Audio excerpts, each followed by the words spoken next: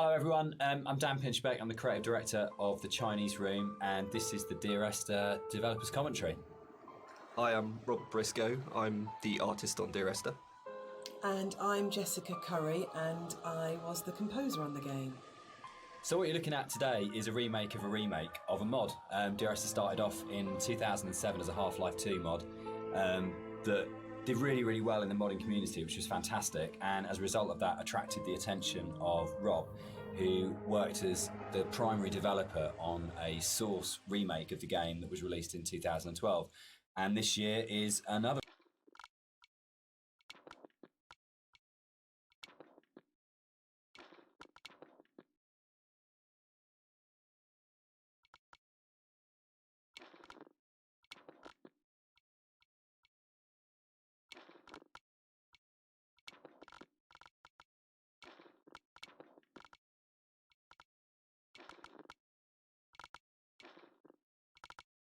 remake where it's been updated for a cross-platform release, and we wanted to add in this developers commentary just to give you a bit more of an insight into some of the ideas behind the game as it came together.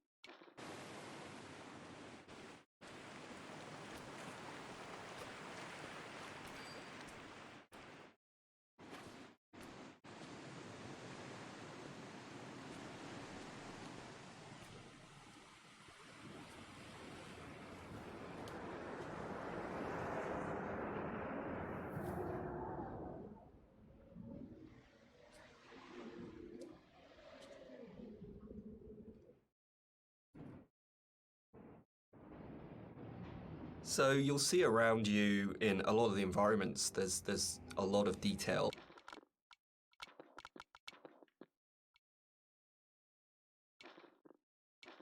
Ingrained into everything. One of the things that I wanted to do with Dear Esther is bring the visuals up to the same kind of level of detail that Dan and Jess had put into the other areas of the game. So all of the history and the kind of hidden pieces of story that are intertwined with the VOs and the music and stuff, I kind of wanted to bring some of that into the environments. So if you look around you, you'll see that there's a lot of interesting bits and pieces, a piece of paper with someone's name on it, a photograph, an ultrasound. All of these little bits and pieces are kind of laid in to just kind of bring another aspect of the story into the game. And also, they're actually randomized, so every time you play, you'll see something different lying around. And this is just to build on this idea that everybody has a unique experience and a unique interpretation of the story.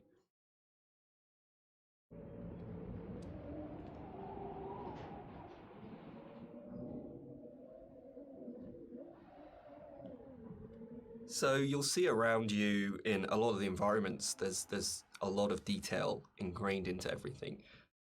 One of the things that I wanted to do with Dear Esther is bring the visuals up to the same kind of level of detail that Dan and Jess had put into the other areas of the game. So all of the history and the kind of hidden pieces of story that are intertwined with the VOs and the music and stuff, I kind of wanted to bring some of that into the environments.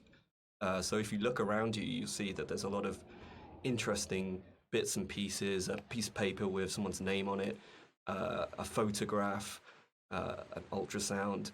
All of these little bits and pieces are kind of laid in to just kind of bring another aspect of the story into the game. And also, they're actually randomized, so every time you play, you'll see something different lying around. And this is just to build on this idea. Hello everyone, I'm Dan Pinchbeck, I'm the creative director of the Chinese Room, and this is the Dear Esther developers commentary. Hi, I'm Rob Briscoe, I'm the artist on Dear Esther.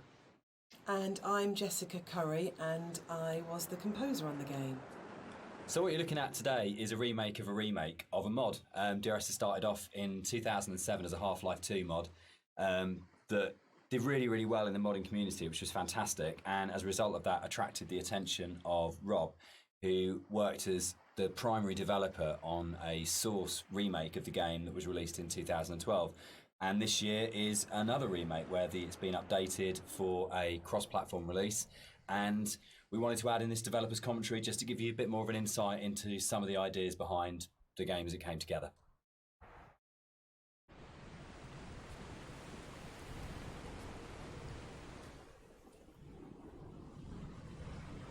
Part of the point about the whole game, I think, was this idea that rather than having a linear, straight-through version of the story, that we could have multiple story units for each place you were. And I was really interested in this idea of how you can open up that space that people can interpret. So I loved the idea that you could have two people that had played this game and then would have a conversation about it. And one of them would say, oh, what did you think about when this happened? And the other person would be like, well, that didn't happen for me. I had a completely different event happen or a completely different story happen.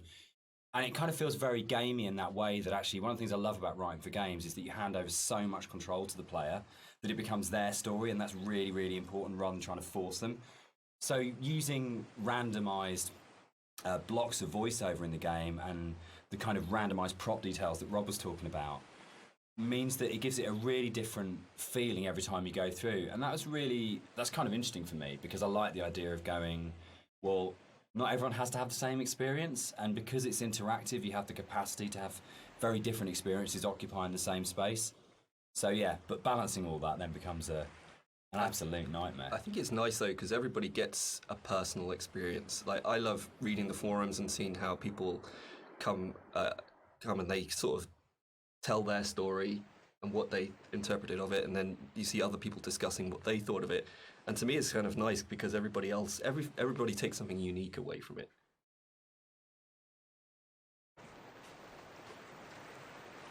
When I wrote the music for the mod of Dear Esther, there was absolutely no budget whatsoever for live players, so all the music was sampled.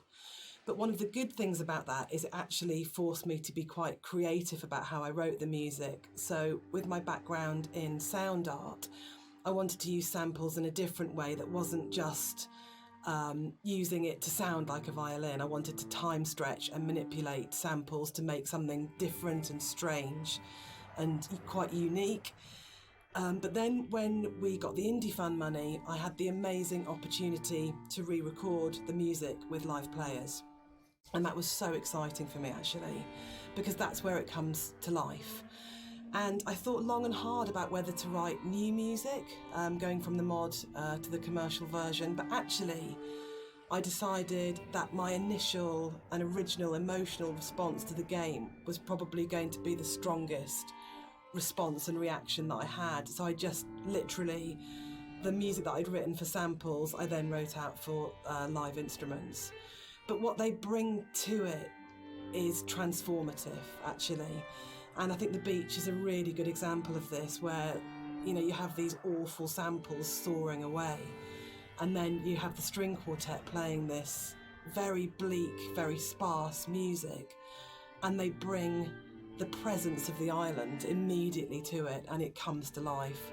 And that's the exciting thing about it. It wasn't a huge budget, but just having that experience of working with the players was just magical. So people have asked why the Dear Esther's set on a Hebridean island.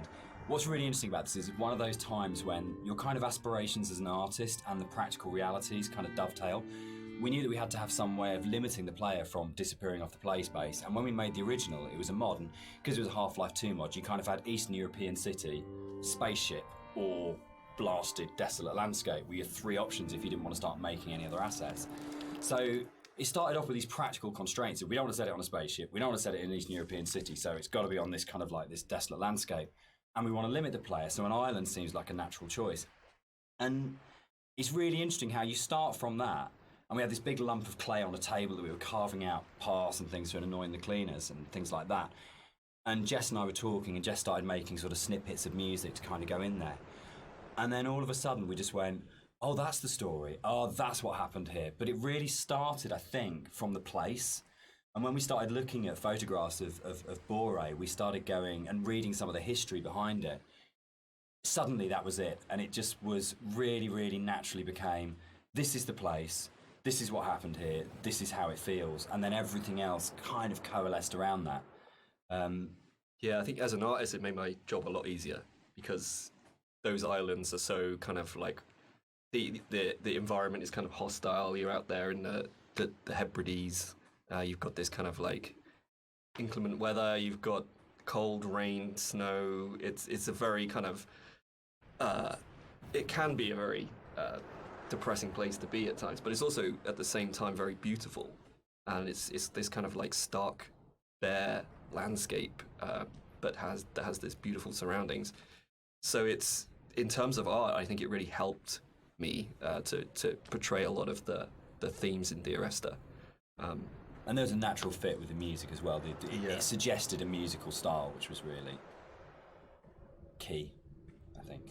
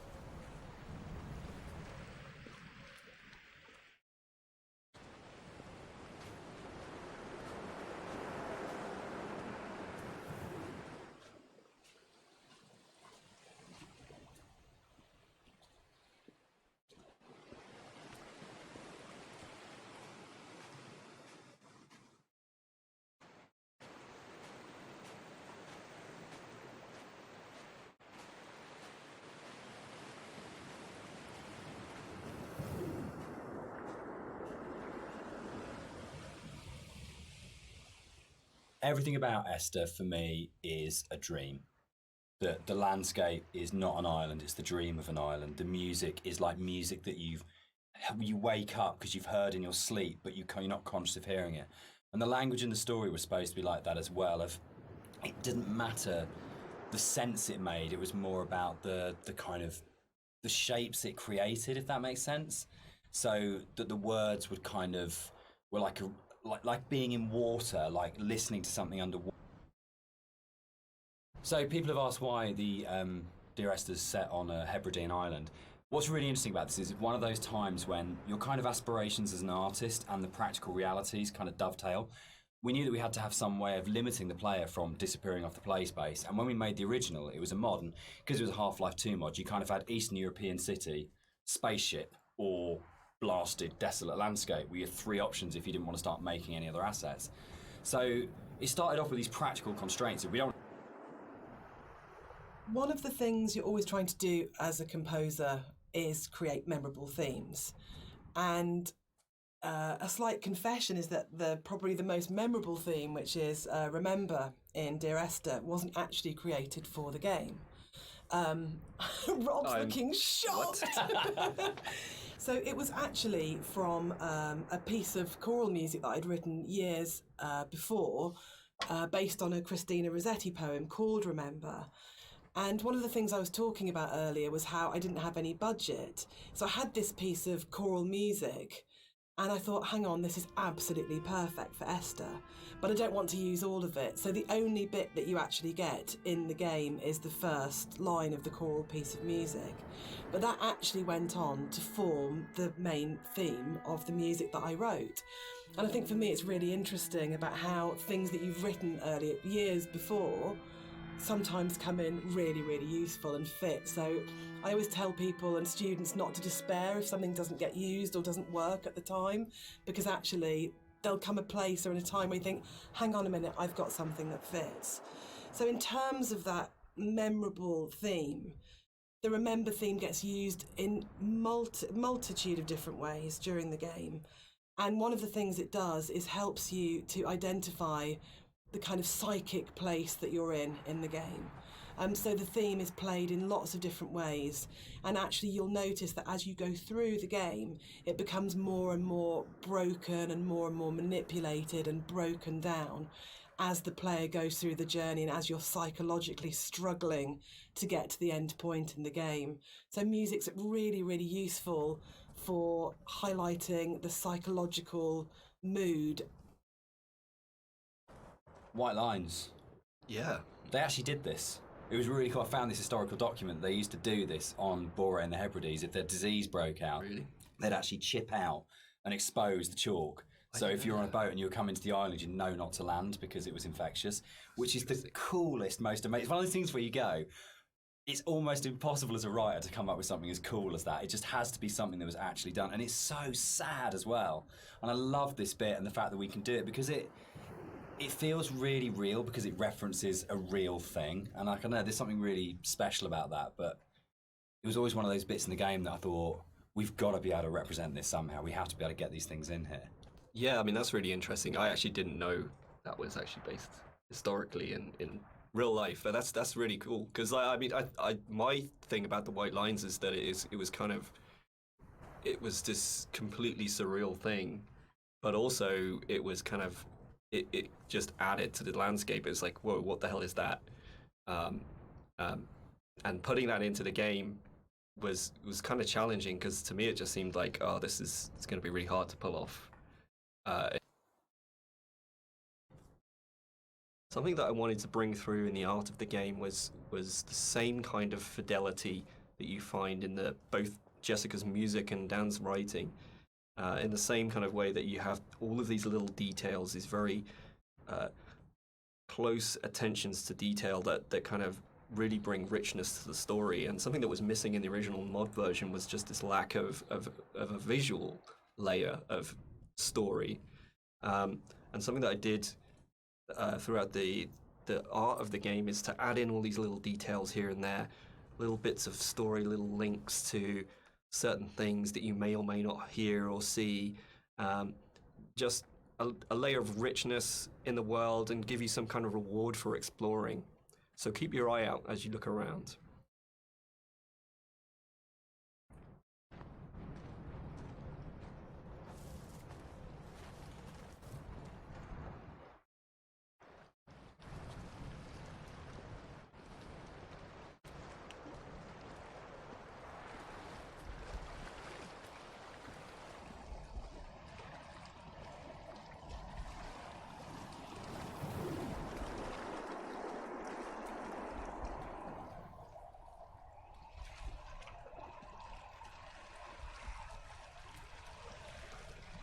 I think the central question to the entire experience for most people that have played it or are talking about it is this idea of, is the island real? Is what's going on a literal event of a man walking across a Scottish island, or is it a dream that he's had? Does the island even exist? And one of the things that we try to do with the writing is to constantly lull the player into a position where they got an understanding, they made a decision about what they thought was going on, and then to undercut it. So you never actually were able to settle on any one interpretation. And that was the challenge I set myself when I wrote the original mod, was can we put a story in a game that not only lends itself to multiple interpretations, but there is no stable interpretation. Every single interpretation you have will always have questions, and you'll never be able to fully trust what you think you understand about the game. So it's challenging, I think, for that result. It becomes quite a challenging kind of game story because of that, because you don't ever get that situation to go, I understand it now, I can walk away from this thing and it's all closed off and it's tidy. It was a very deliberate attempt to say, no matter where you think you are with this story, you're always questioning whether or not that's right.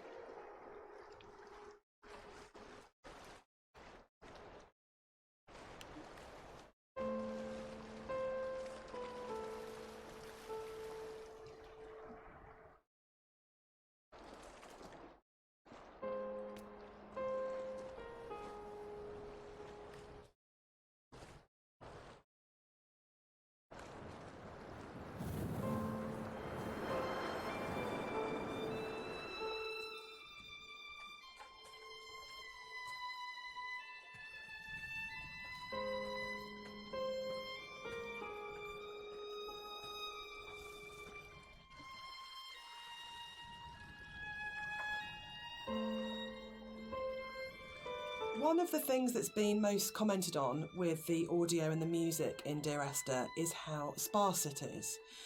And that was a really deliberate tactic. I wanted to leave room for the player to think and to dream and to wonder and to put their own interpretation into what was happening.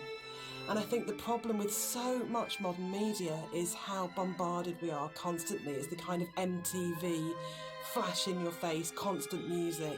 And Dan and I watch a lot of drama together, and that really is constant Endless, music. which is constantly telling you what you should feel, like really clearly, and it's like being kind of beaten up by the music sometimes. And when you read a lot of reviews of Dear Esther, a lot of people say they had this time to think and to interpret, and that was one of their favourite things.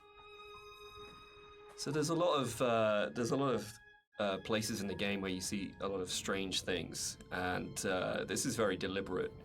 One of the things we wanted to do is just kind of like not spoon feed the player every little piece of story. We kind of just, some things are literally just in there to just kind of let you think and let you decide on whatever you want to bring to the story yourself. So it's kind of like I approached it like an impressionist painting, where you've got like this kind of very vague outline of things, but if you stare at it enough, you can kind of like fill in the spaces, and kind of the image comes together on its own. So a lot of these kind of strange pieces of geography and stuff, that's really kind of deliberate in some ways, just to kind of keep the player's mind open and kind of bring their own interpretations of the story through that.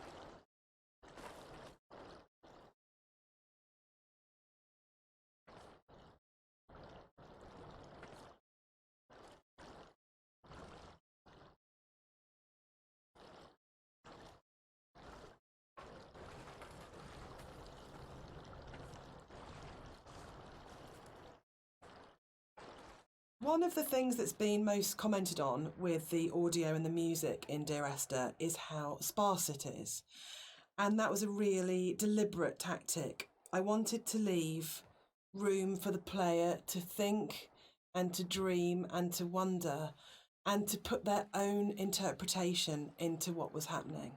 And I think the problem with so much modern media is how bombarded we are constantly. It's the kind of MTV, flash in your face, constant music.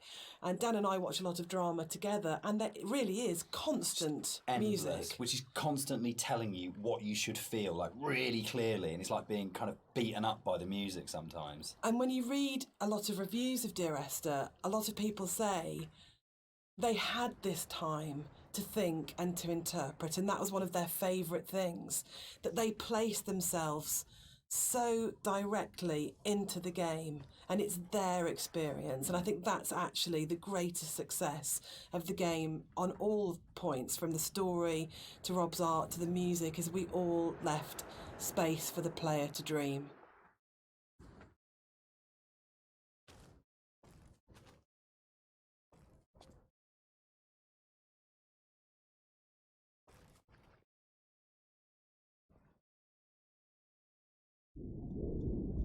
Come back.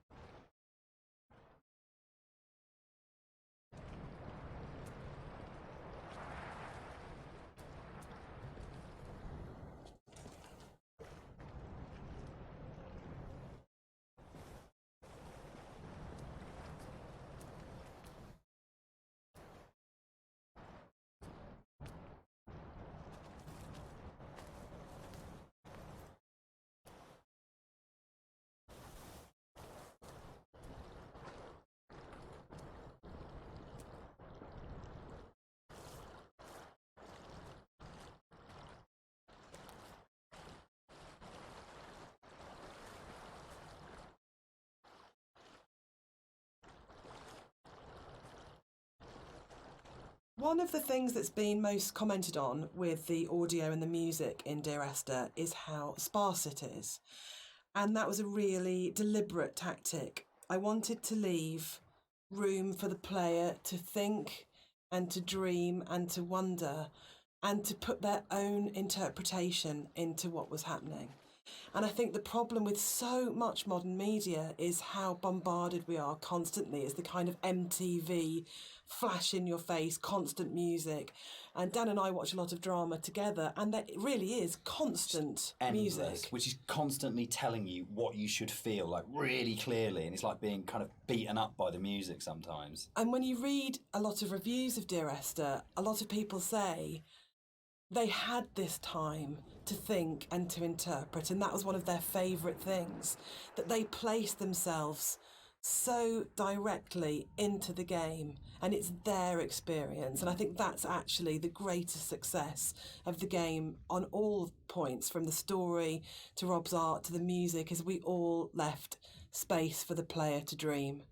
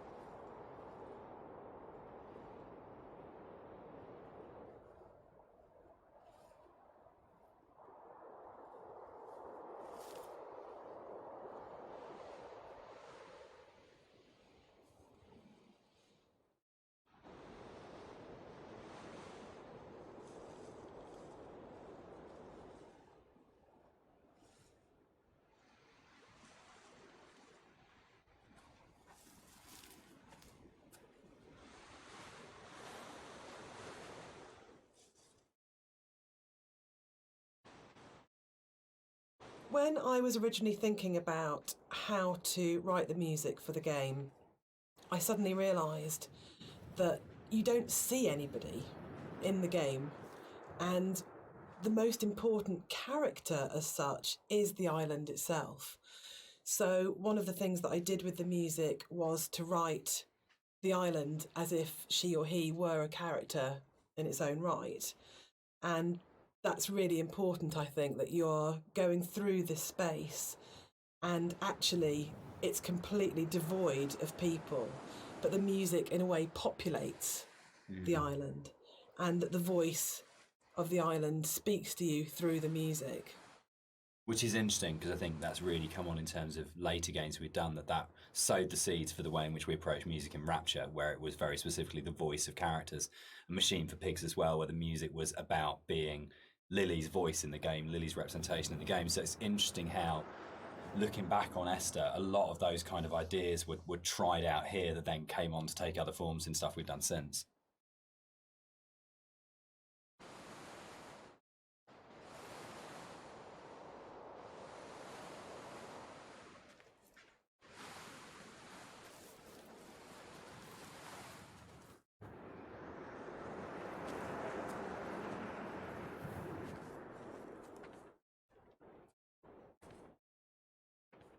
All right, let's talk about walking. Let's do it. We're gonna address the elephant in the room, the very, very slow moving elephant in the room. So this might be a longer conversation because it kind of fits with that. So Esther was the first of the what are now called walking simulators, and it was really interesting that for us it didn't feel that weird to have a game that was slower than normal, where actually there was lots of time to just walk around and think and look at things.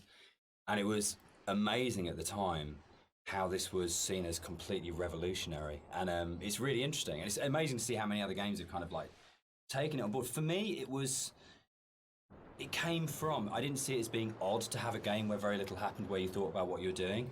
For me, it was kind of interesting that you could play some of the best moments in Doom are the bits where nothing's happening and you're just doing it, or System Shock, or those games that I absolutely love.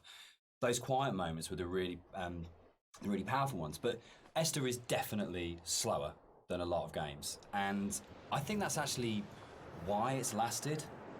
I think if we did have moments where we went. The radio mast in Dear Esther was obviously there as a really important kind of design feature, as well as its place within the story, and that I think came from, it was really interesting, it being a Half-Life mod to begin with, and the Citadel in Half-Life 2, that it tells you how far you are through the game. You're always looking up to the skyline. Am I closer to the Citadel? Can I see it? And it lets you know how near you are to the end of the game.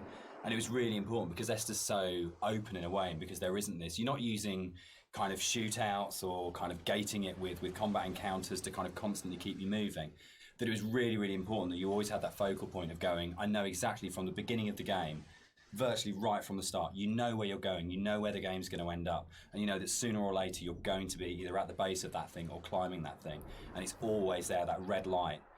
And I think particularly with the colour palette of the game, the fact that you've got this very, very, very clear red light that's unlike any of the other colours in the game immediately tells you as a player, this is what the shape of this thing is going to be, this is where I'm going, this gives me a purpose, even if the sort of moment by moment is a bit more abstract. Yeah, and navigationally as well, it helps you.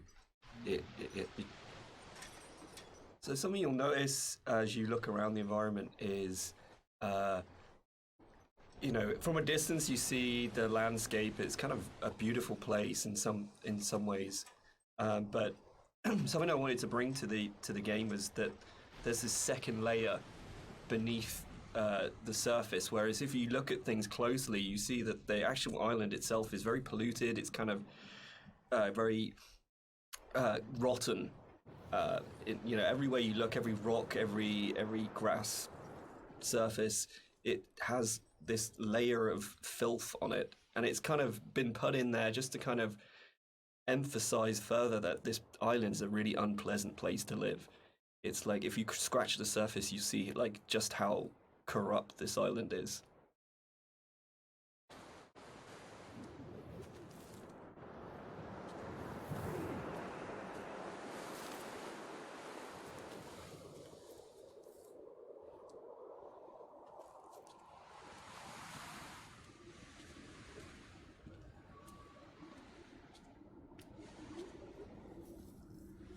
So this hole in the ground was kind of a difficult thing in some ways. It's a bit of a challenging aspect of the game. Because, in some ways, it kind of like, I think for me, we wanted to have this kind of this pit here, and I wanted the player to be able to actually go as close as possible and like look over the edge and you know, kind of have this feeling of dread and stuff. But the other issue that we faced was like, what happens if the player just jumps into the hole? Like we have no real death in the game. And from a design point of view, Dan, I mean, I don't know what you it was really hard because you know, it was a game where we couldn't let the player die. We didn't want to have respawns, but we had to handle the fact that there would be both accidents where the player would fall off a cliff or something, but also the deliberate urges of the player. You know, the first thing you're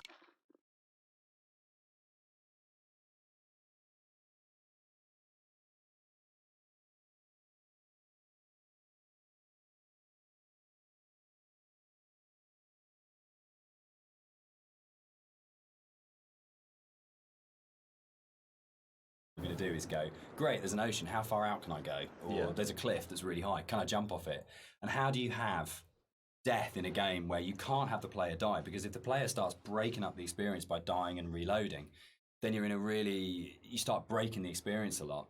So yeah, I mean, we didn't want to also have like artificial boundaries, you know, where it's like an invisible wall. Like if you take a look through the game, you'll never see a place where you think you can get to, but you can't. There's always some kind of actual natural boundary or man-made boundary. We cast and did all the voice direction for Esther ourselves for the mod, and it was basically Jess and I on a casting website, just listening to people's show reels and finding what's the voice of this thing. And there was never any question about Nigel. I think we heard his show reel for the first time around. It's probably been listened to sort of 30 or 40 actors. And we started listening to his show reel and just both looked at each other and went, that's it, that's him. And it was amazing when Nigel came in, we had, I think, a day and a half to do the whole thing. And he just did that amazing thing that really, really great actors did. If he just walked in, got in front of the microphone, and more or less did the entire thing in one take. And we did hardly any retakes on anything. It just felt like his instinct for the character in the game was so strong that he just, without virtually any direction, just came in and just got it. And one of the hardest things with the voiceover that we did was when we went from the mod, which had 3 potential narrative units per queue, to 4 potential narrative units per queue, was not only finding new bits of writing that kind of complemented and played off what was there in the original mod, but for Nigel to come back in, nearly 5 years later, and to just re-find that voice in exactly the same way and deliver it in a way that fitted in and complemented it was a real testament to his ability as an actor, I think. That apart from we had spent quite a lot of time trying to make the sound actually sound the same in terms of mic placement and things like that, but in terms of the actual delivery of those new monologues, you wouldn't know that was both written and acted sort of 4.5 years after the original thing was done. So the one person who's not in the room sort of today but deserves a huge amount of credit for how the game kind of eventually was delivered, but also I think in terms of how the game has lasted, a huge amount of respect needs to go to Nigel Carrington for his work on it.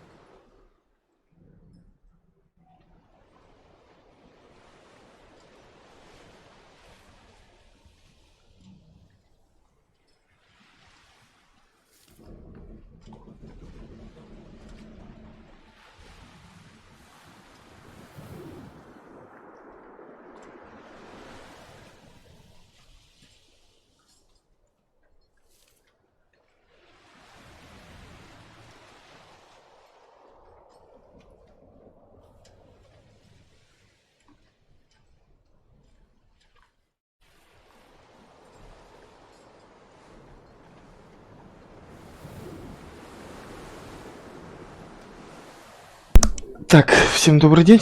Пока минутка выдалась. Небольшие комментарии. Так, вопрос только, зачем я этот авторский комментарий включил? И как их отключить?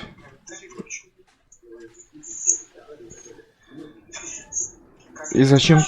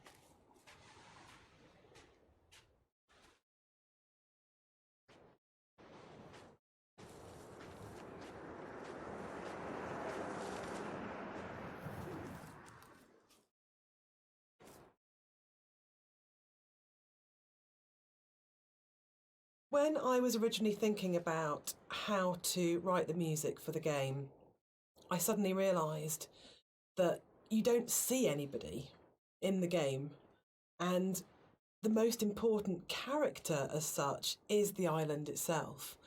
So one of the things that I did with the music was to write the island as if she or he were a character in its own right.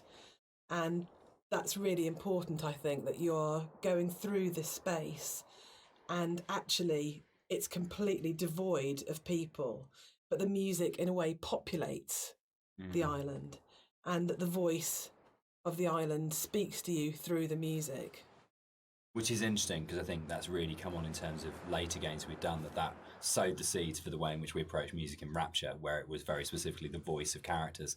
A Machine for Pigs as well, where the music was about being Lily's voice in the game, Lily's representation in the game. So it's interesting how, looking back on Esther, a lot of those kind of ideas were tried out here that then came on to take other forms in stuff we've done since.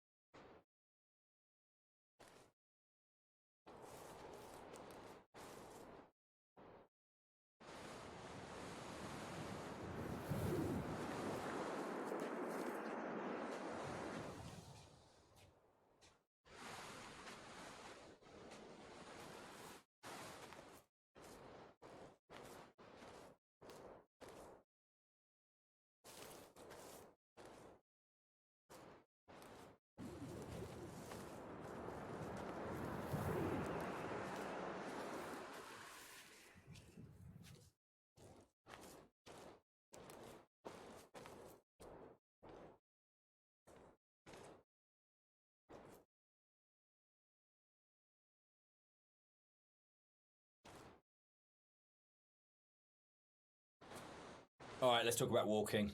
Let's do it. We're gonna address the elephant in the room, the very, very slow moving elephant in the room. So this might be a longer conversation because it kind of fits with that.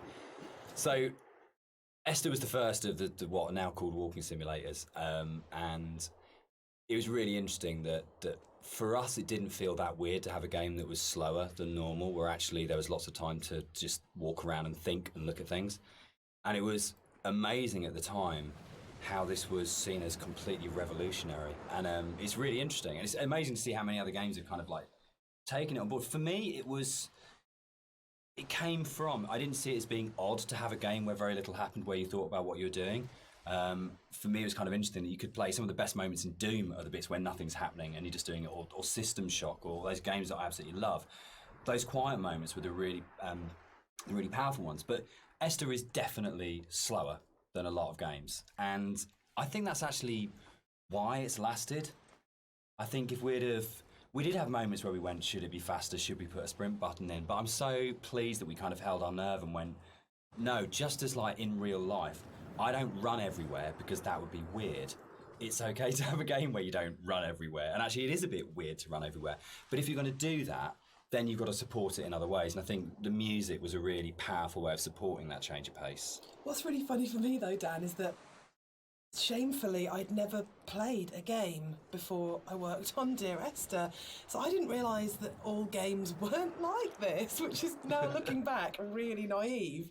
But I didn't realise that games didn't have, always have, this slow pace, and I thought there were lots of meditative games out there, and that actually wasn't really the case at the time, and that's exploded since. But in terms of the music, supporting that pace that you'd set emotionally felt really important. So if you listen to the music, actually the BPM is at a very slow walking speed, and it just almost, there's a...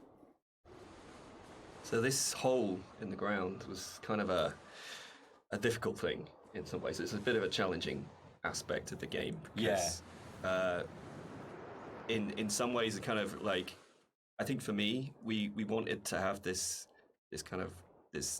pit here, and I wanted the player to be able to actually go as close as possible and like look over the edge and you know, kind of have this feeling of dread and stuff. But the other issue that we faced was like, what happens if the player just jumps into the hole?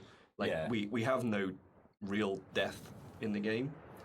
And from a design point of view, Dan, I mean, I don't know what you it was really hard because you know, it was a game where we couldn't let the player die. We didn't want to have respawns, but we had to handle the fact that there would be both accidents where the player would fall off a cliff or something, but also the deliberate urge as a player. You know, the first thing you're going to do is go, great, there's an ocean, how far out can I go? Or there's a cliff that's really high, can I jump off it?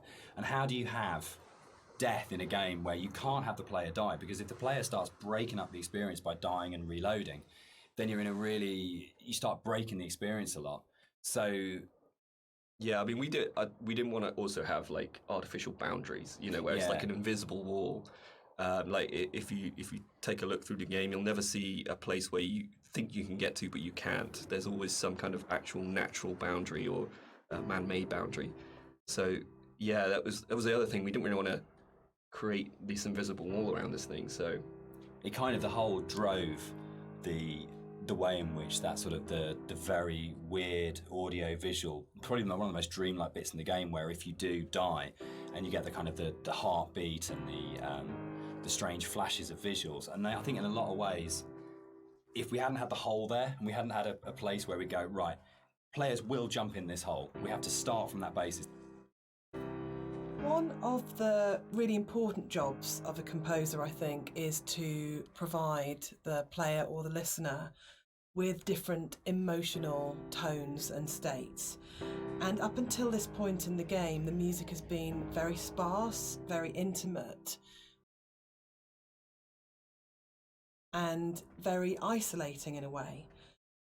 But the island is also a beautiful and magnificent place, and what I wanted to do at this point for the first time in the game is to create something that was really epic.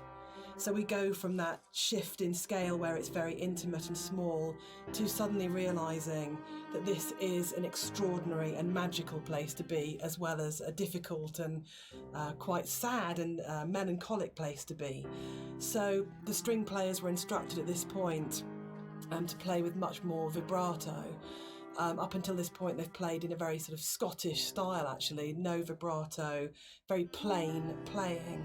But this was a really beautiful cue to write, actually, because that has that scale. You suddenly realise that the island is really big, and you know, you have this beautiful vista, and the music then shifts so the player can actually, just for a moment, I think, enjoy being where they are. Yeah, I think that's it. Can I? Yeah, I was going to say, this is actually one of my favourite parts of the game. It's just where everything, all the elements kind of come together perfectly. You've got the music, which is just epic, as Jess has said. You've got the landscape, which is kind of like this big open space.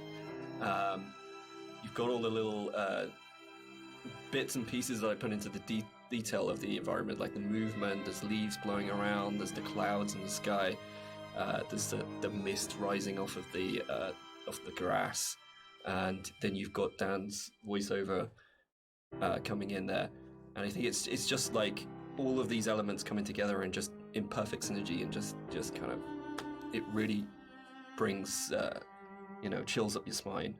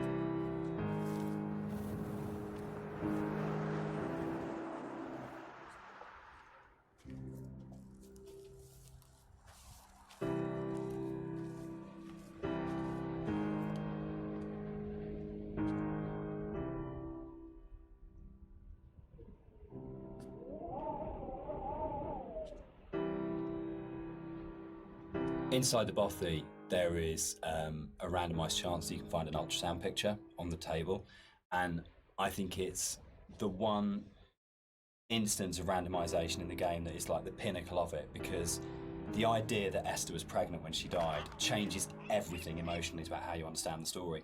And not to say that you don't care as much if you don't find it, but it just adds this other layer of just the ground falls away from him the first time I saw it, and the meaning of the crash in Esther's death just means so much more when you go, it's not just about her, there was an unborn child here.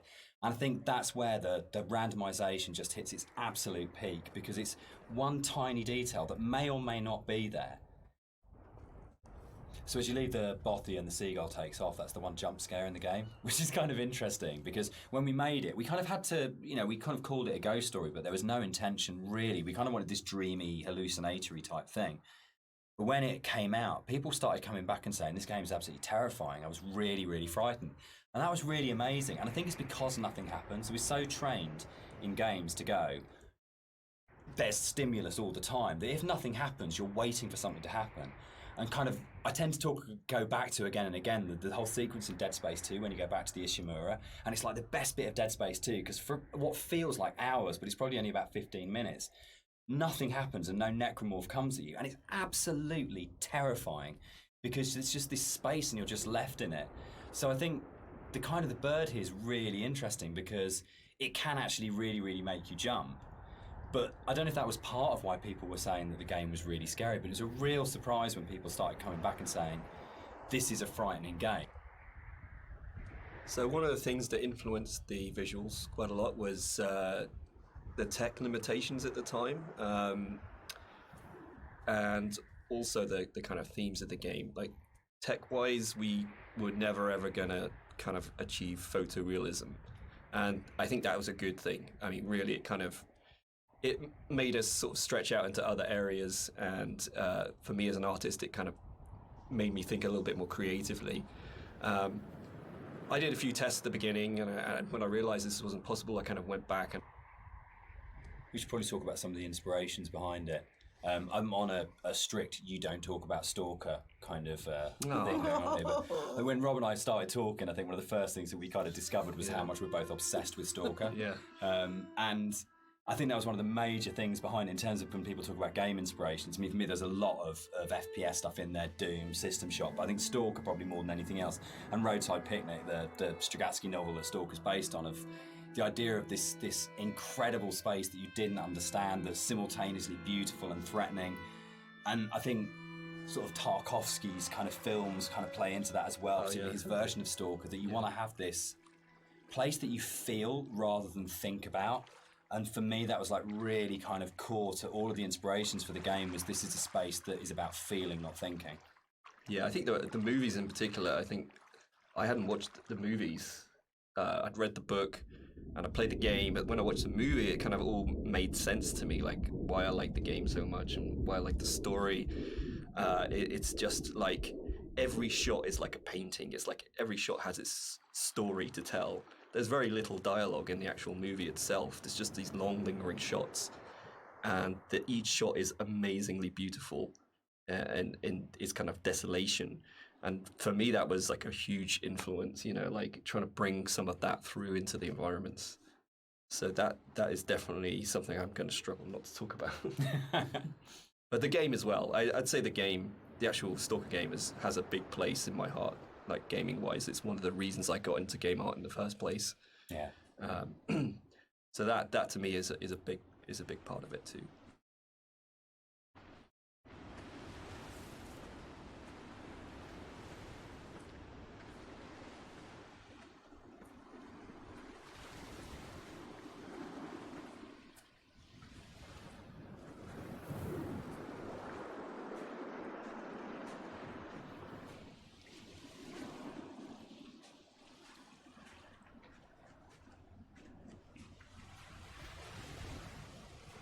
One of the more interesting and challenging things to do in the visual side of things is to kind of create an emotional connection with the player. With the music, it's very strong, and the dialogue can kind of help you to feel what the character's feeling, but to kind of really create an atmosphere and to create emotion, it's very difficult. So I designed a few things very subtly within the environment to kind of plant imagery into your mind and kind of make you feel certain things. With this shipwreck on the beach, you can kind of, like, if you look at it from certain angles, you get this real, like it's like a cross sticking up. It's this kind of semi-religious imagery, but it really kind of, it's not obvious, it's not in your face, it's just kind of like something that makes you feel like something you know.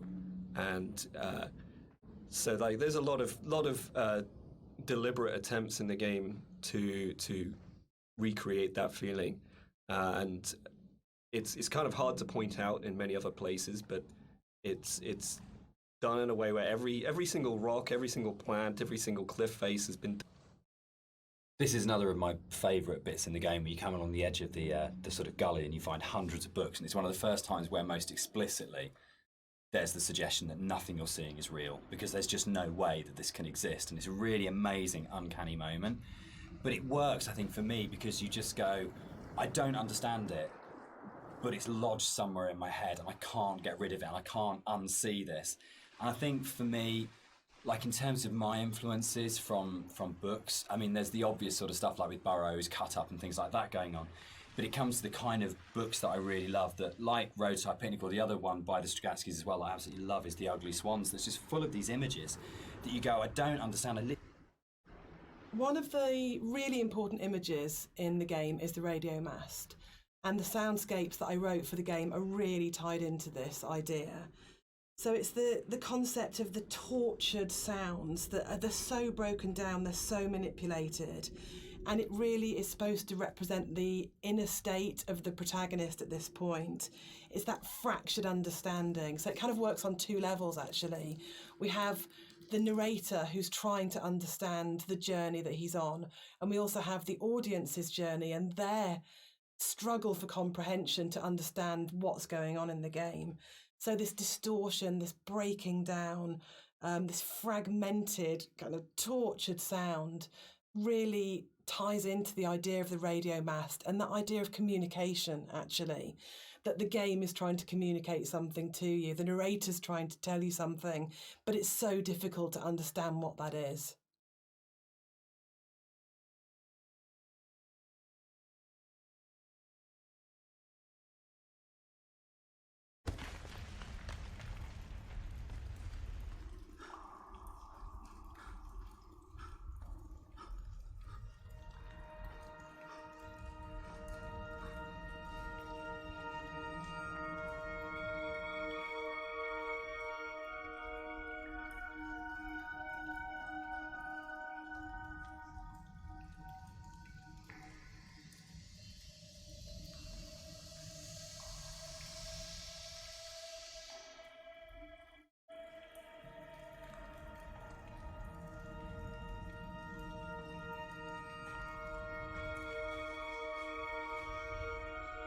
The caves in the game are really interesting because it's a very tonal shift within the whole visual look of the game. It's kind of like this more organic, more surreal, dreamlike landscape compared to what you're used to before this point. It's we kind of used the visuals and this kind of unreal theme very subtly, but here it's kind of at the forefront. And it's, to me, has kind of been designed as this kind of journey through the inner self, through the body, and it's really designed to be a very different experience compared to the rest of the game.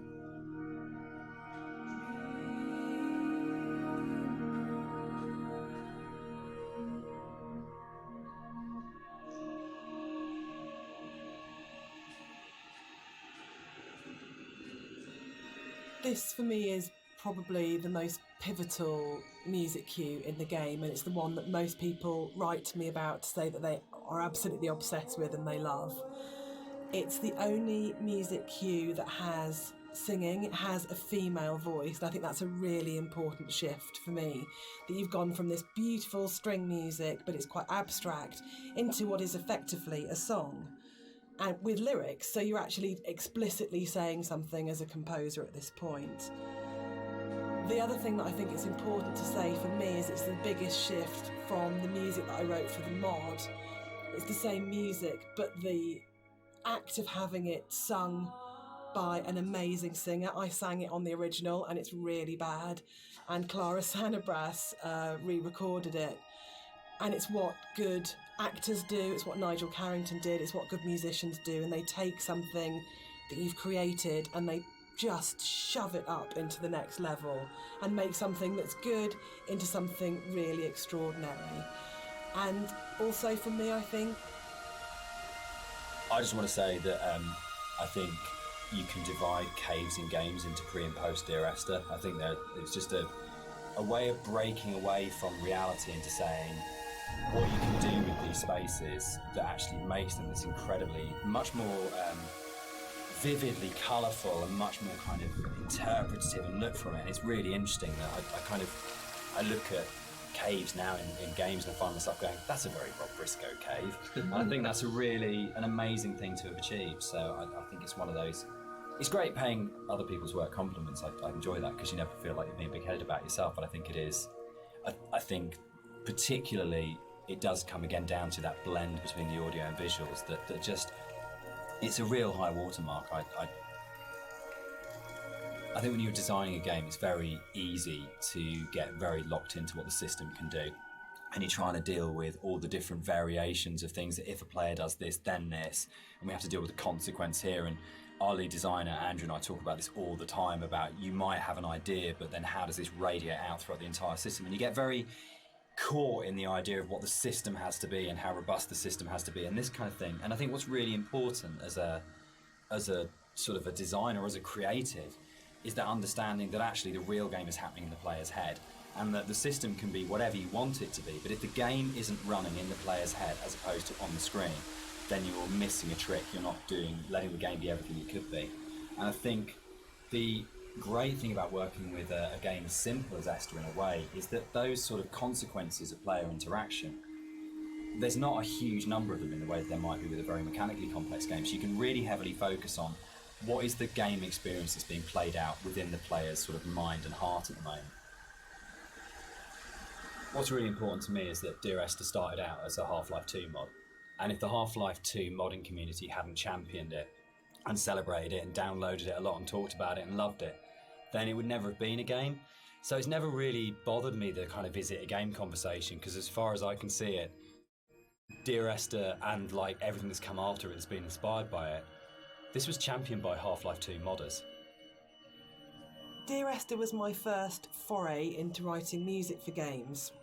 And I actually approached it very traditionally, so more as a film score than a traditional interactive game music score. And what's really interesting for me is that the lack of interactivity in the music was never a problem for anybody that played the game. And that's a separate discussion, but there's a big schism between game music composers of how much the music should be following the player at all times in terms of interactive music. But one of the reasons I wanted to say something at this point was that this was my little first journey into thinking about... I don't know when the paper origami boats first came into things with Esther, really, but it felt like a really amazing metaphor of taking these letters and folding them into boats and then letting them leave the island, because you at this point in the game is kind of the realisation is there that this isn't going to end well. And that the narrator is never leaving the island. And the idea that this kind of, again, the idea of communication or the attempt or failing communication or trying to speak through the coma or whatever it is, however you want to interpret it.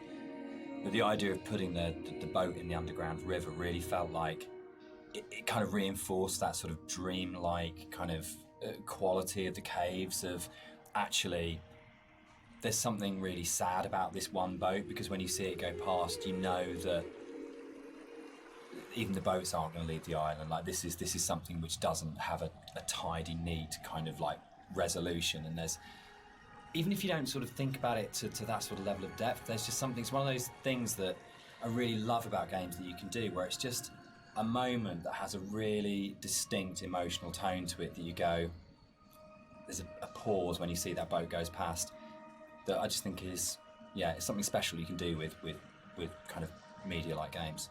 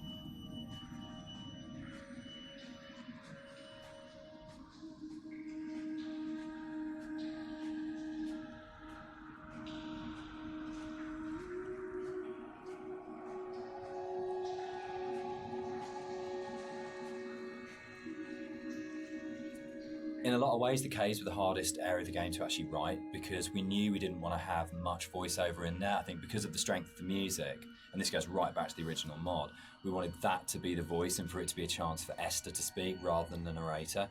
And we also wanted to have this break, so when the narrator came out from the caves, you had a real definite sense of something happening and that he had changed as a result of this journey. So it meant it really felt wrong to have a lot of voiceover within there, but then that made it really difficult, because then it was, you had like 4 one-sentence. The sound here is a classic case of, again, what music I think does really well, which is you've had this soft, lyrical, beautiful, epic, dreamlike music, and then the moment you come out of the caves, you're into this really harsh soundscape, and the tonal shift is very, very brutal, I think, and deliberately so. You have very little music when you come out of the caves. You hear the wind, and it's a classic case of foreshadowing. So we know from this point that things are probably going to get bleaker, more difficult, and it's something. This whole area moved, didn't it? The original mod, this was a cave right at the beginning of the caves where everything was written, and it moved to the back end of the level, and we have this long corridor that's full of these kind of it's the point of high madness, I think, in the game, isn't it? Yeah, it's kind of just where you feel like you're losing the plot completely, both like visually and auditory, and you know, it's kind of like this really frenetic moment for me. I think it's where you feel most that you're underneath a mountain, and you feel the weight of that mountain, and just I loved the idea when we were, putting through it of what would it actually take to do this, like to actually paint all these symbols and what is going on. And it really is quite an explicit kind of thing of madness, of going, you would have to be insane or very, very disturbed to actually do this, and what is the process that this person's trying to work through, what they trying to achieve by this. And I think it really strengthened it, making it a crawl through a tunnel as opposed to just a static location. Yeah, I think it's the consistency and the coherence of the symbols is a lot more broken down as well. Like, you see some symbols before like scattered around the environments, but at this point they're like right in your face, and they're kind of just, it's just total madness, you know. Any kind of meanings have been crossed over and confused, and, you know, I think it really helps to bring the tension up at this point in the level as well. So you're kind of coming out of this dreamlike state a little bit. Yeah, you kind of know that you're getting towards the end of the serenity into something that's a bit more disturbed than that. Yeah.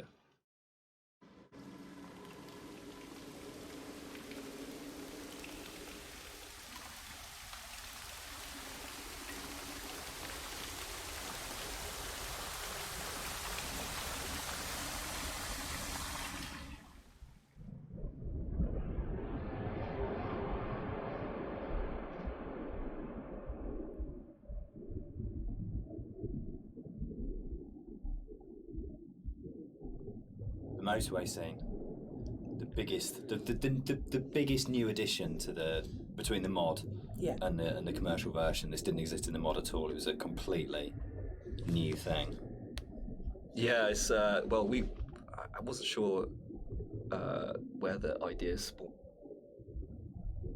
So the admission really is that I did play fast and loose with the geography of the M5. There isn't actually a welcome break service. It's just outside the junction of Sanford. But As we also has been know, pointed out to you. players. I mean, what a thing if you make something that's based vaguely on somewhere in real life. In terms of a compliment, when you're getting emails from players going, there isn't a welcome break there, and people really trying to work out where is this, and whole threads about where on the M5 it is.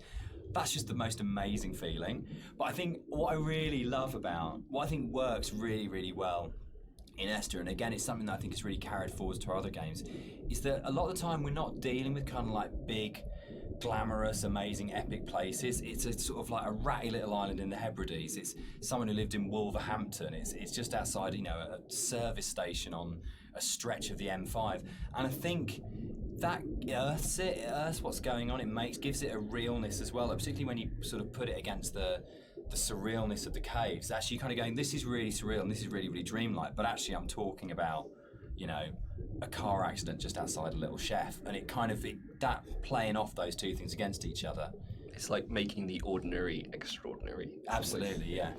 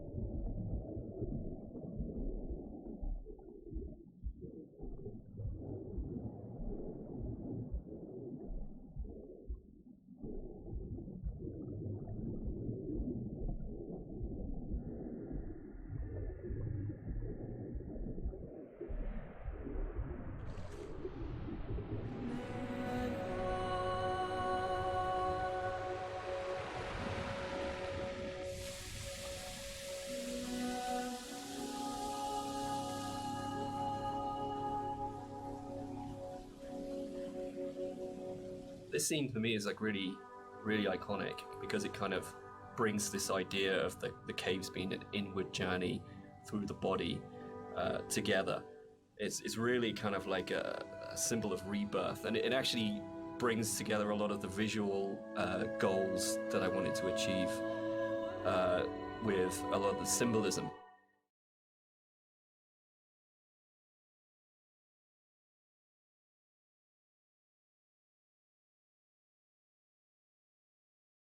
In the game, like I've talked a little bit about how the environment was kind of designed to provoke emotions, and kind of the impressionistic style gives you just enough information to make you think of things and feel things, but this is probably like the antithesis of this.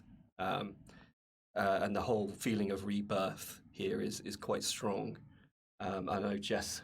Yeah, the music's really supporting that. Yeah, because we've gone. She sings always, always throughout. You know, we've got always, always, and then she sings never, and a moment of absolute soaring. It's the climax of the music. As you come out of the water and the music kind of swells, and you just kind of, it is like a moment of change has happened in some way, and it's rebirth, isn't it?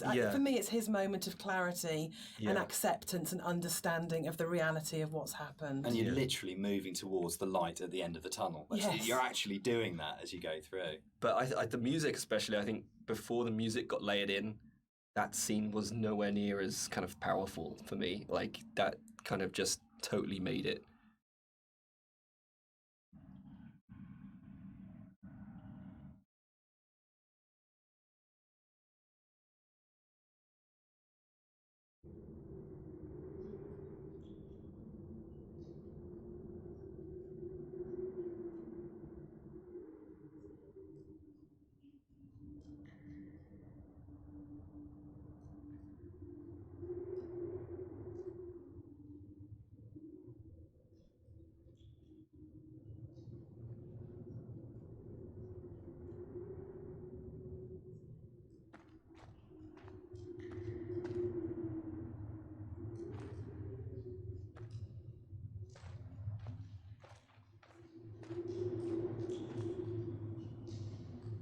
Dan and I had worked on lots of projects together, non-game projects, before we made Dear Esther. And I think the thing that links all of the projects that we've worked on together is that idea of hidden stories and layers of stories. And one of the things I wanted to do with the music was to embed hidden little hints and stories into it. So the music that you hear here has Morse code, and the Morse code is spelling out the word Esther. And I really, really liked this concept of that some people would understand that it was Morse code and try and figure out what it was saying. It also provided a really interesting rhythmical dynamic. And yeah, it's just about these ideas of hidden stories and layers, but it also starts to emphasise the obsessional nature, I think, of the story in Dear Esther, and his agitation and actually slight panic. So you're getting this rhythm that just repeats and repeats and repeats obsessively. So I think even if you don't understand that it's saying Esther, and even if you don't understand that it's Morse code, you're still getting this feeling of this obsessional repetition and slight panic that he has. And again, it's kind of it's the new chapter, and it's spelling out that something has changed at this point.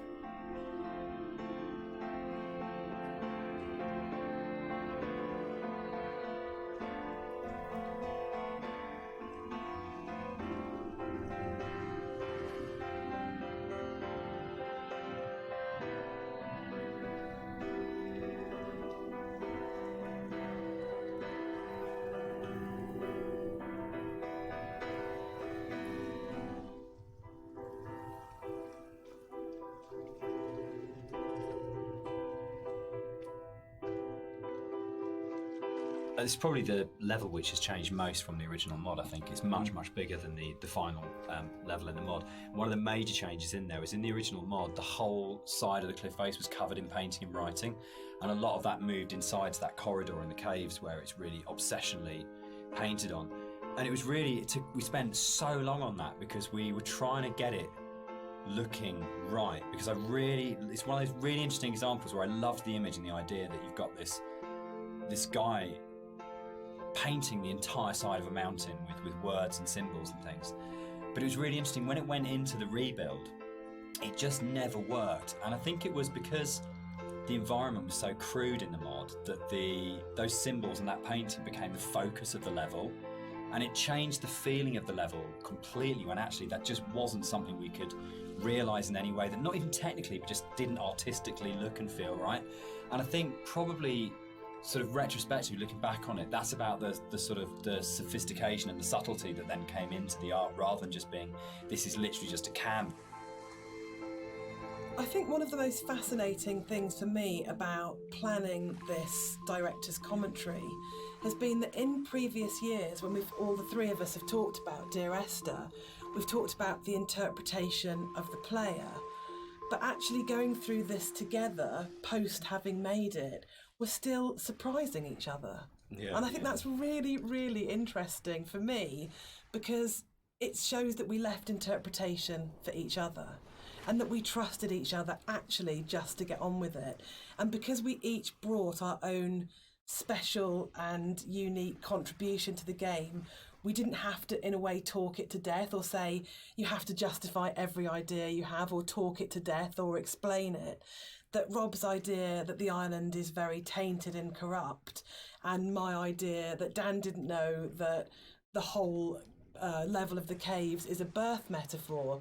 I think it's really amazing that we're still finding out things about the game that we didn't know. I think it was nice when I came onto it, because Dan was basically like, he gave me a bunch of materials, but he left me to my own devices for a lot of it, and we kind of like, I finished a level and Dan would play it and give me some feedback, but he was very kind of like hands off at the beginning, which was really nice, kind of. So a lot of my interpretations just came through that downtime where I was just kind of like. One of the really nice things about the move from mod to the commercial version is that we had a couple of years worth of the community talking about the game before we went back into it again. And one of the things that I read on a forum was that someone had constructed this amazing version of the story where they'd decided that the narrator was Paul. And I hadn't thought of that. It was never part of the original writing. And I thought, that's so amazing that as a writer, your audience can find something in what you're doing that you hadn't thought of. So it was really important when we went back in to record the additional set of voiceovers. I thought, I absolutely want to do this. I want to take this idea that's come out of the fans and to run with this and to add an entire new sort of stream of story in there. So we added in a couple of cues within the fourth level that intimated much more strongly that actually Paul wasn't this other character who caused the accident, but actually you were responsible for everything.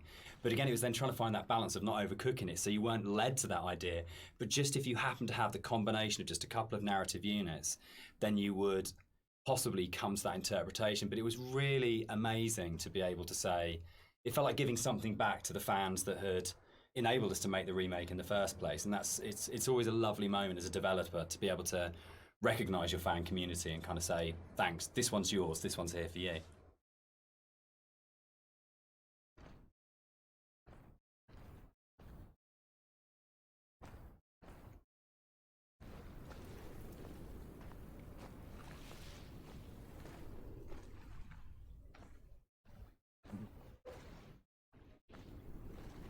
I'd been on holiday to Greece lots of times, and one of the things that I always really responded to emotionally was those shrines that you see on the road, and sometimes they're dedicated to saints and sometimes they're to markate where an accident has taken place. So you'll get photos of the deceased person and flowers and candles, and they'd always really touched me. And so I said to Rob, I think it would be amazing to get these into the game somehow. And then Rob took that idea and ran with it. And I think they're so successful and they're so beautiful and they're really moving. And I think it's because you had this elemental scale. You have the island and it's huge and you have that scale. And all of a sudden you come around this corner and it's absolutely brought back to the human scale again and to that relationship of the individual. And I think the other thing that it does really successfully is it's a kind of magic realism, because there's no way that you could have all those amounts of candles lighting your way. Who's lit them? The island is empty. Who's put those shrines there? But I just think it's a really lovely bit of environmental storytelling, actually.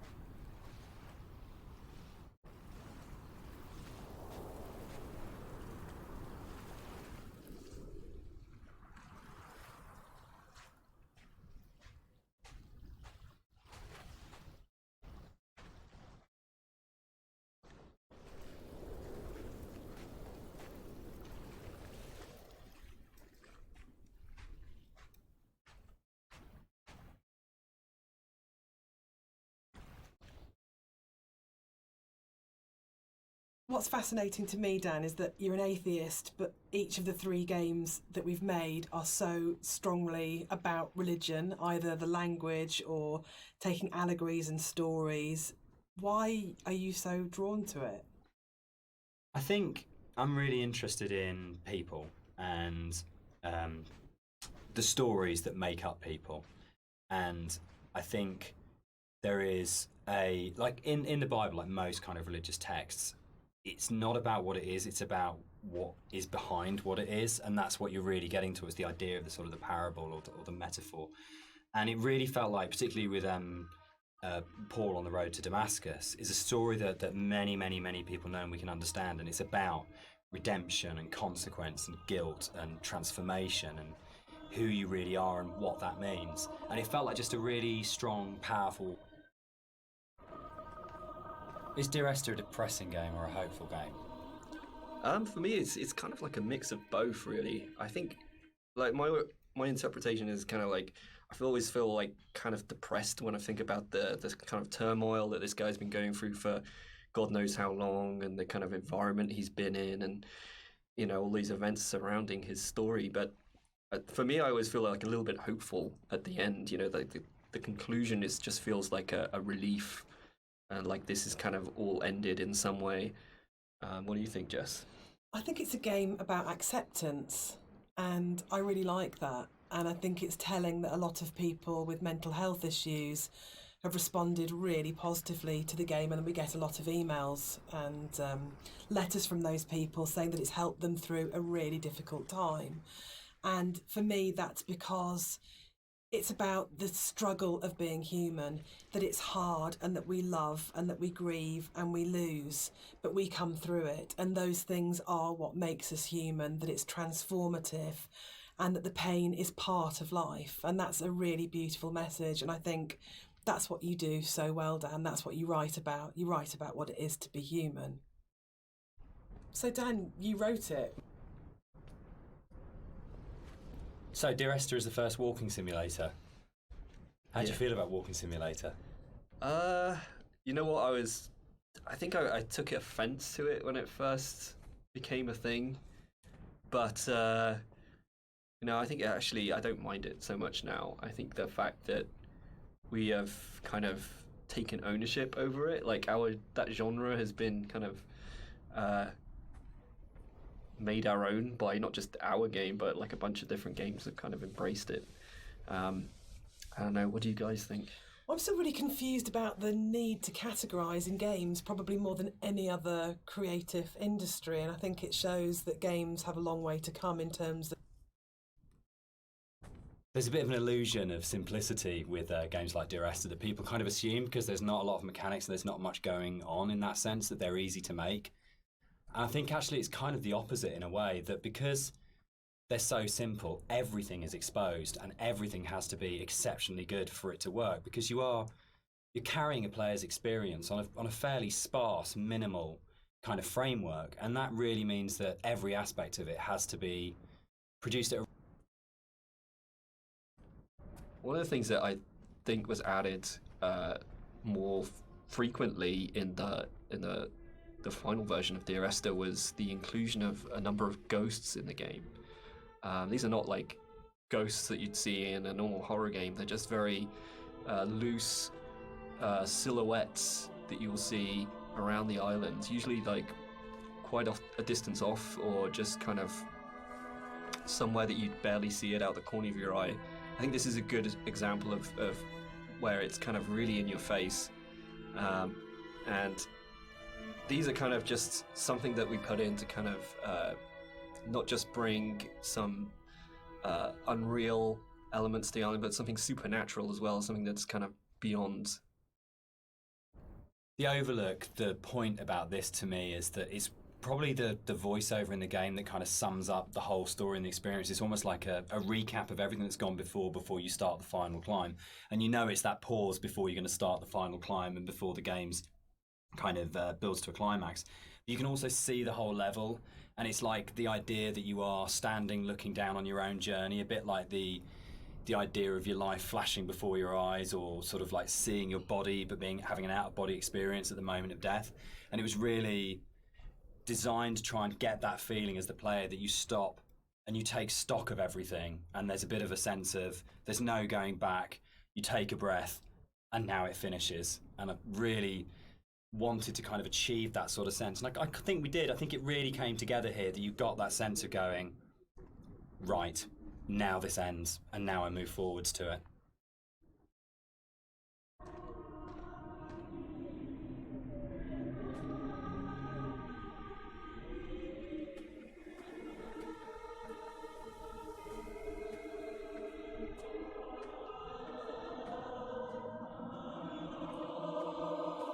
So here it kind of, the environment becomes a little bit more surreal again.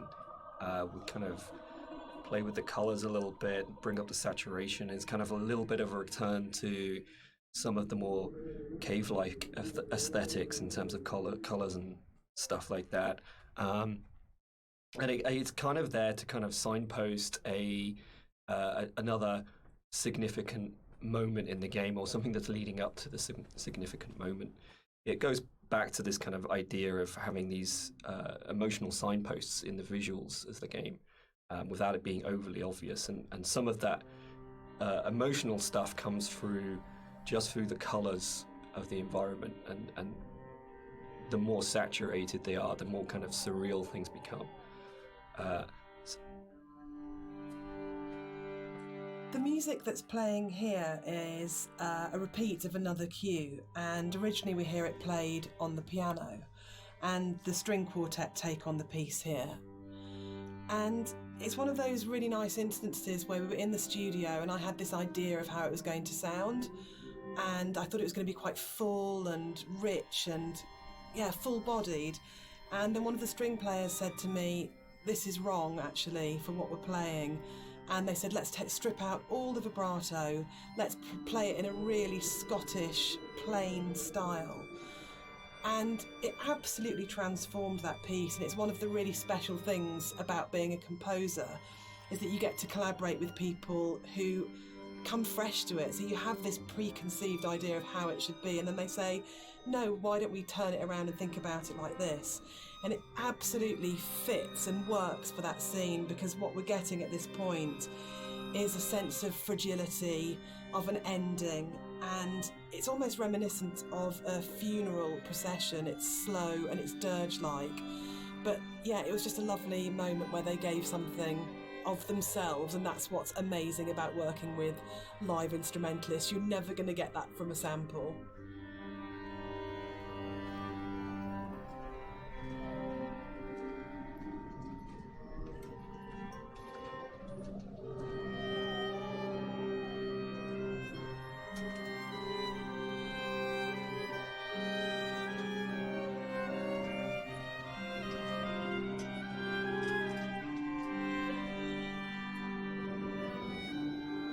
It was possible that this last section of the game could have felt quite laborious and forced, because it's two long zigzagging paths that just go up, and there was a real importance to getting it right. Quite a lot of work went into it. I think at this point for me, you probably as a player understand that the narrator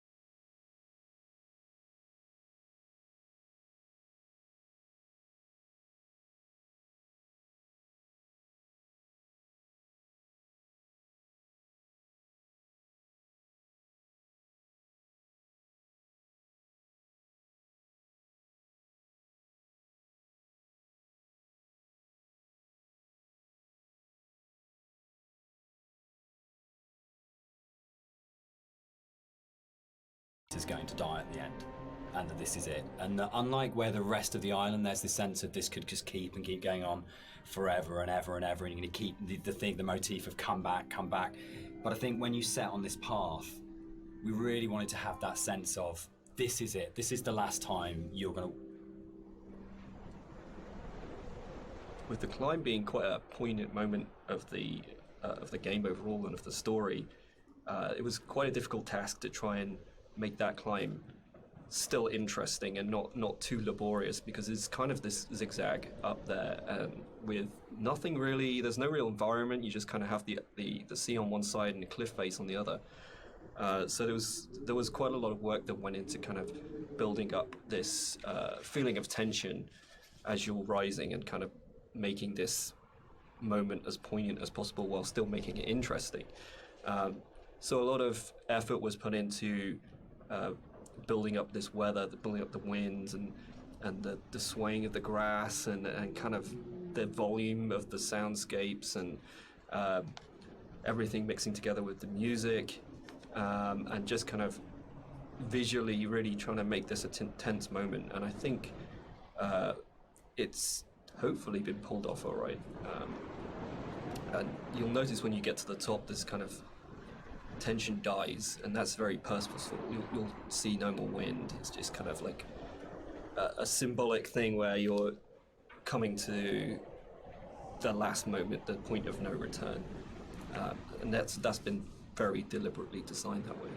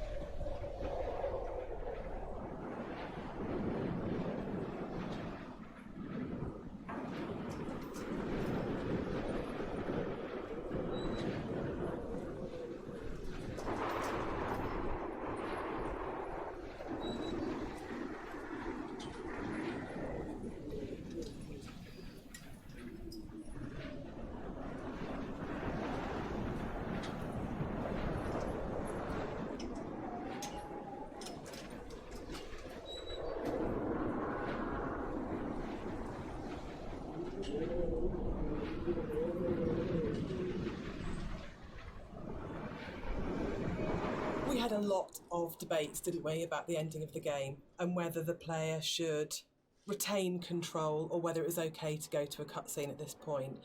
I personally don't mind it. I actually actively like it because I think it works really well as a metaphor for loss of control at that point. Dan, I know you're not as keen. Yeah, I'm not. I would have loved the player not to have had control taken away from them, but to me it was a balance between two evils. The evil of having a cutscene and the evil of the player accidentally falling off the ladder halfway up and destroying the ending. Yeah, I agree. I think we tried a few different things, and the tech at the time just wasn't, the ladder tech at the time just wasn't there. So, and the other thing for me was pacing. It was making sure all the music, the voiceovers, the timings and everything were perfect for that final jump off point. And just letting the players kind of noodle around going up a ladder for what may have been like 7 minutes because it's a tall tower was kind of an impossible task.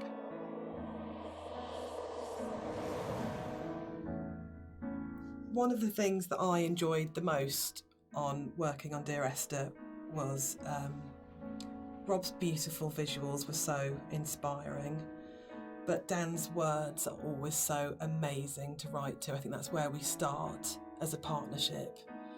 And the music at the end was so easy to write because that last voiceover, it's the pinnacle of the writing to me, as it should be, because it's the last VO, so you would have failed if it wasn't good, but it is just so beautiful and moving. And for me, talking about whether it's a hopeful ending, the music is really hopeful at this point. And it signifies to me transformation, freedom, escape, acceptance. Yeah, and it was just a beautiful cue to write, actually. I don't know, I can't remember quite where it came from in the mod, but the moment when we went, or we could put the bird in there, and you could see the bird's shadow, and actually it turned from being kind of like a straightforward literal suicide into a metaphorical, or to my mind, kind of like, I always really believed the narrator did turn into a bird just before they hit the ground, and that was really important. I think it's probably the strongest ending in any of our games so far. But yeah, I'm very proud of the way everything came together in that last section. Yeah, I think it's the bird thing is particularly interesting because I think it was in the original mod, but the timings and everything were just all off, and you never really saw the seagull. Yeah, at least the shadow as well. It was all kind of like a little bit broken. And I remember when we went back in, I made a real effort to try and get that shadow just out of the center of the view, so you kind of have this hint of something happening, and I think you can hear the sound of a seagull flapping its wings. It's like very subtle, but like you say, I kind of really like the way that came together. It kind of it's very like say it's kind of like a release, but at the same time there's still this kind of ambiguity there. It's kind of beautiful.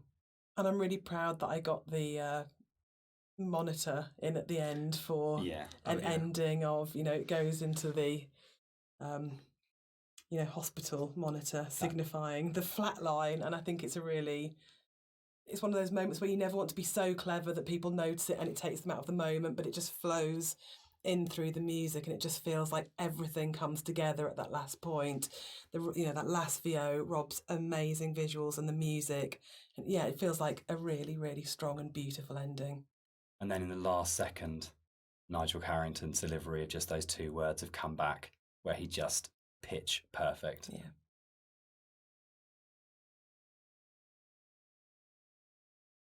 So that's the end of the director's commentary. We'd just like to say a big thank you to everyone for listening. We hope you've uncovered some secrets and some facts that you didn't know about the game before.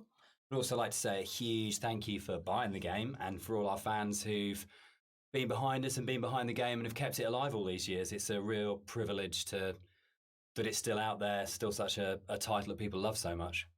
Yeah, and we're really looking forward to the future and what we can create coming up next. Thanks for listening. Cheers. Bye.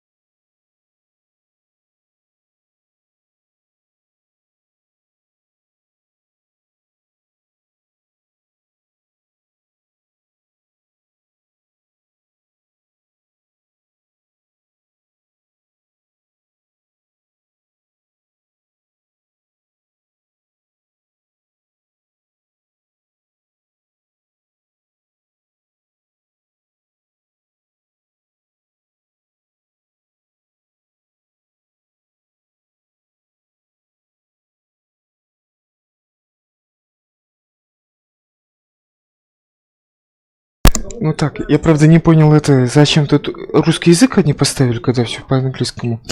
Вот, и... Да, здоровски смотрелось, когда она с вышки... Она спрыгнула, главный герой спрыгнул с вышки, я думал, что и правда это суицидник. Ладно, все, пока.